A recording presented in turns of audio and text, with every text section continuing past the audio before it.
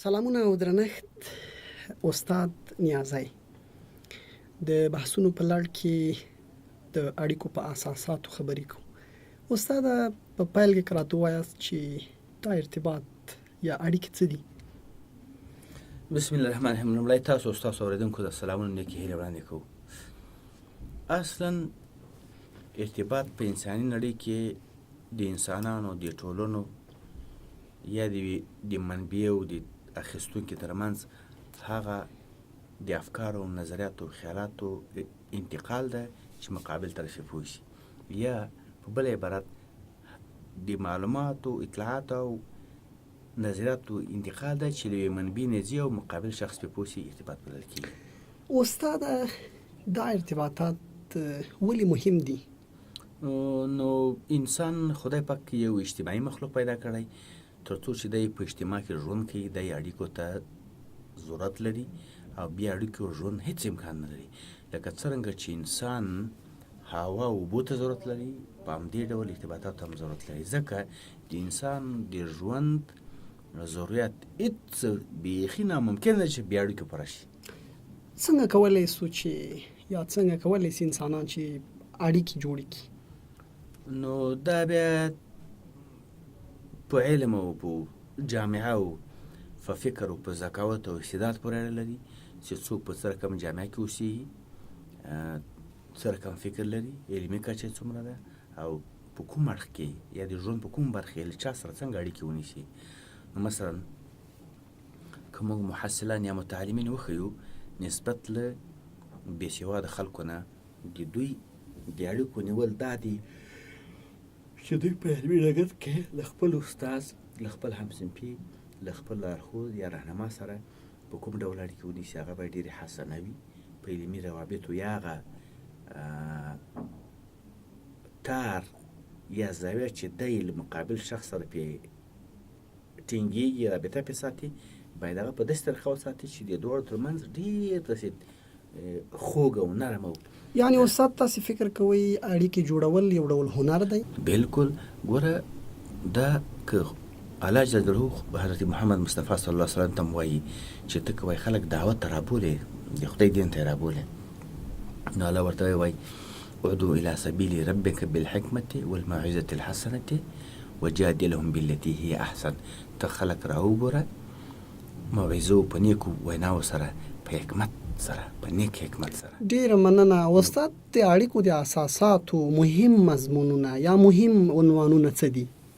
نو عموما که د اړیکو په اساساتو باندې راشو، لومړی خو مهم دا ده چې رابطه نیونکی یا سینډر او ریسیور یا ارتباط اخیستونکی ترمنځ رابطه څه ده. یعنی په دغه رابطې باید موږ فوکس وکړو، دا وپېژنو. بلې، مثلا که زه ځم دهقان سره خبرې کوم، زه باید په داسې سویه او چوکاټ کې خبرې وکړم چې زه دهقان پوه کړم. که زه له متعلم سره خبرې کوم، زه باید په داسې سویه او چوکاټ کې خبرې وکړم چې زه متعلم پوه کړم او هغه سره پوه شو. ولې که زه له یو لوړ اکاډمیک شخصیت سره خبرې کوم، زه باید د هغه په علمي چوکاټ کې د هغه د کاري ساحه په برخه کې په داخل دغه څه کې چې دی معلومات لري، زه باید په غاړه باندې خبرې ورسره وکړم تر څو دی ما او دی ښه تفاهم ته سره ورسېږو. په بل عبارت د یو چا د ژوند تجربې، د هغه علمیت، هنر او کمال، دا که ته چا سره اړیکې ساتې دا باید تا ته معلوم وي. ته که ده سره غږېږې، ته باید د ده د تجربو، د ده د پوهې، د ده د ژوند د شته بکګراوند، د شته حالت او د تیر بکګراوند معلومات په نظر کې واخلي، د سره خبرې وکړي. نو په دغه وخت کې به تا دوه کماله کړي. یو به دا کړي چې د ده په اړه ته ټول معلومات لري، دی نشي کولی چې تا نه ځان وغړوي، خصوصا د ژغورنې په اصولو کې. که دی ځان غړوي یا تا ته څه نه وایي، تا ته معلومات دی د خپلو معلوماتو په هغه کې راګیرې، بل دی به ته ډېر راجذب کړې. نو بنا د تا او د ده ترمنځ رابطه هم د تجربې په لحاظ برابره ده، هم د علمیت په لحاظ برابره ده، او هم د بکګراوند یا دغه شته هنر په مورد. استاد اړیکې یوازې تر ژورنالستانو لپاره پکار دي او که نه د ټولنې د هر وګړي لپاره؟ هر ژوندی موجود چې په دې شته نړۍ کې ژوند کوي، هغه د اړیکو ته ضرورت لري او بې اړیکو ژوند نشي کولی. حتی که فرضاً استاد خبرې مقطع کوم، که فرضاً یو څوک ډېرې اړیکې ونه لري، زیان یې څه دی؟ نو دی په دې دنیا کې داسې کنجکاوي یو طرف ته به اوسېږي، کیدای شي ده ته به ځان ښه ښکاري ولې خلکو له طرفه مثلا دی داسې بل رقم کس معرفي کېږي، یا په بل عبارت دی بې اجتماعي ژوند ده. او دا د پیغمبر حدیث ته پیغمبر صلی الله امر کوي، وایي چې تاسو یو بل سره اړیکې وساتئ، روابط وساتئ، کیدای شي تاسې کامیاب شئ. او خدای پاک هم وایي چې یا ایها الذین آمنوا اصبروا، ای هغه کسان تاسو ایمان راوړئ، په صبر توصیه کوئ، وصابروا صبر وکئ، ورابطو رابطې وساتئ، اړیکې وساتئ، لعلکم تفلحون، شاید تاسو کامیاب شئ. نو ژوند چې ده په ارتباطاتو ولاړ ده.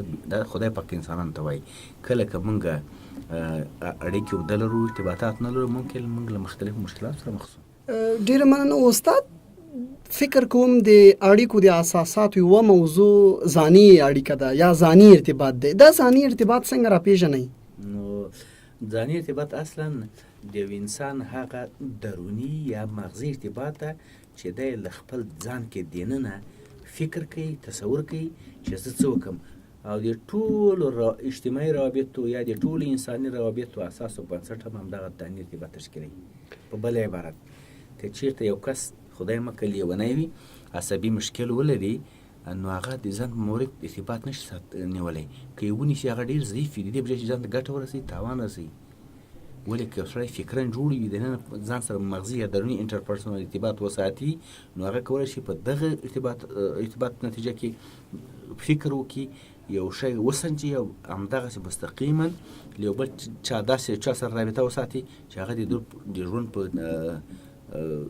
د ژوند په شتو کې یا د ژوندي پاتې کېدو کې د ژوند د مشکلاتو په حل کېدو کې ډېر رول ولوبوي.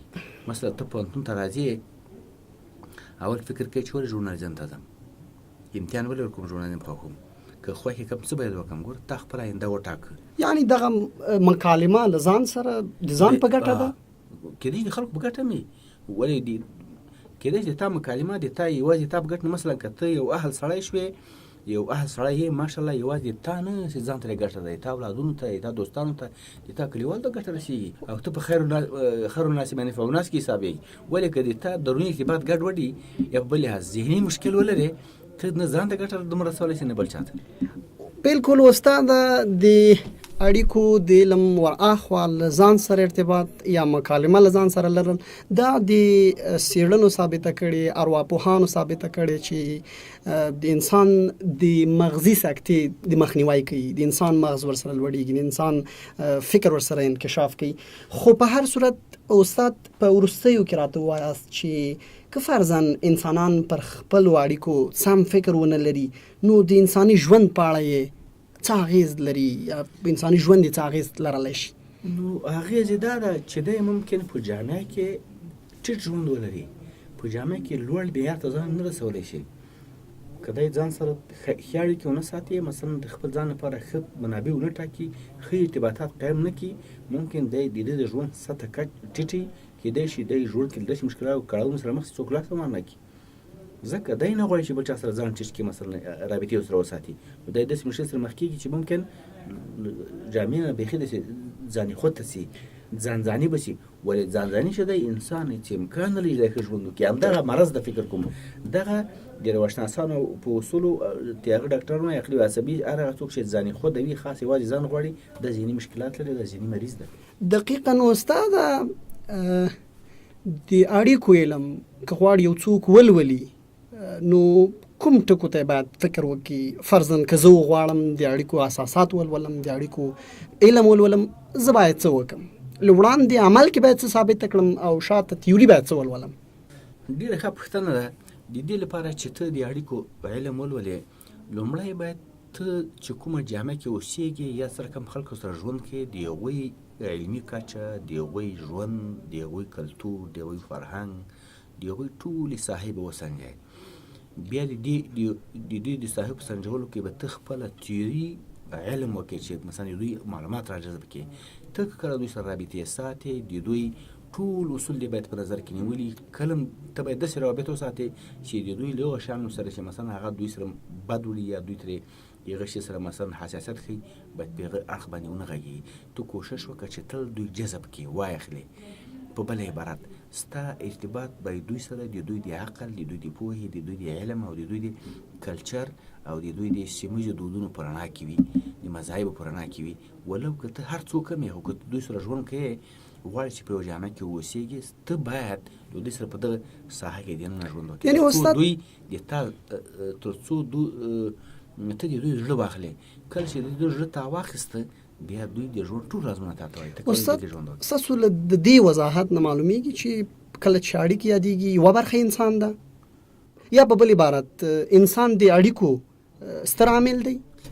بالکل، ځکه انسان د خدای د دور مخلوقاتو په نسبت لوړ مخلوق ده. ولقد کرمنا بني آدم.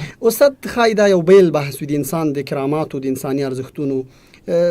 فکر نه کوئ چې انسان یو خواته کو او اړیکې ونسي؟ یعنی له انسان پرته اړیکې نشته؟ له انسان که پرته به اړیکې، مثلا حیوانات یو بل سره اړیکې لري، داسې ده مرغان یو بل سره اړیکې لري، خو د هغوی اړیکې دومره بارزښت نه دي لکه سره کم چې انسان ده. ور دا ټول دنیا چې ده، دا خدای پاک د انسان د نفع لپاره پیدا کړی. حیوان که هم د انسان د نفع لپاره ده، که نبات هم د انسان د نفع لپاره ده، که نور موجودات هم د خدای پاک د انسان د نفع لپاره پیدا کړي. نو بنا په دې ټولو مخلوقاتو کې لقد خلقنا الانسان فی احسن تقویم. نو نورې اړیکې شته، هر څه ځان سره اړیکې لري. ته که مرغان وګورې، مثلا که حیوانات وګورې، ټول ځان سره اړیکې ساتي. ولې انسانانو اړیکې داسې اړیکې دي چې هغه نسبت نور موجوداتو ته 99.0% ګټور دي. ډېره مننه استاد، تاسې له کلونو راهیسې اړیکې تدریس کړي دي، یو د ارتباط په نوم یو کتاب لیکلی. تجربه هم څه ده؟ عملا تاسې په ټولګي کې هغه د اړیکو له مهارتونو ستر عامل یا ستر ارزښت مو یا ستر هغه ار چې تاسو ترې استفاده کوئ څه دی؟ دا د دې یوه ګټه دا ده چې ته که د اړیکو مضمون ولولې او تا ته معلومات وي، ته چې کله صنف ته لاړ شې، په اول ساعت کې ته محصلین تللی شې چې ته څومره وړتیا لرې، په دې برخه کې څومره پوهېږي، او کولی شي چې محصل داسې زر رامات کړي چې په ډېر کم کار سره یا په ډېر کمو تجربو سره ته محصل خپل هدف ته راولي او کار وکړي. خوشبختانه ولې کار هم غواړي. د اړیکو لمن دومره پراخه ده چې هغه په یو کتاب دو کتابونو کې نه راټولېږي. ما کتاب لیکلی پوهنیاري ته ماته پته ده، خو زه اوس ما پرون استادانو سره په دې مسله وم، زه غواړم دا کتاب تعریف کم، نور کمزور نیمګړتیاوې لري، دوی رسولم نه رسېدم استاد ته په داسې یو برخه کې کار وکړه چې مثلا بیخي کار نه یې سوی، یعنې مطلب یو بله نیمګړتیا را پوره کړه. ولې زه یې نه وم چې په دې کې مثلا دومره کار ده چې ګوره په اړیکو خو ډېر انسانانو ماډلونه کشف کړي، هغوی ماډلونه کړي. نو تجربه زما په نظر له علم نه ډېره بهتره ده. پوښتنه په لنډ ډول استاد بیا مطرح کوم، ټولګي کې مو د اړیکو له مخې نه یا د اړیکو د استاد په صفت ستر هغه څه دي چې تاسو یې کاروئ بالاخره محصلان جذبوئ؟ نو هغه هنرونه چې مثلا د اړیکو په کتاب کې شته دي، یو چا کچه معلومول. ستاسو هنر څه دی؟ زما هنر پکې دا ده چې زه سیم ته لاړ شم، زه چې محصل نه 2-3 پوښتنې مطرح کړم په سیم کې، زه کولی شم چې وپېژنم چې دغه محصل په څه ډول کورنۍ کې اوسېږي، چېرته ژوند کړی. ډېره مننه استاد، ډېره مننه چې موږ سره مو د بحثونو په دې لړۍ کې برخه واخیسته.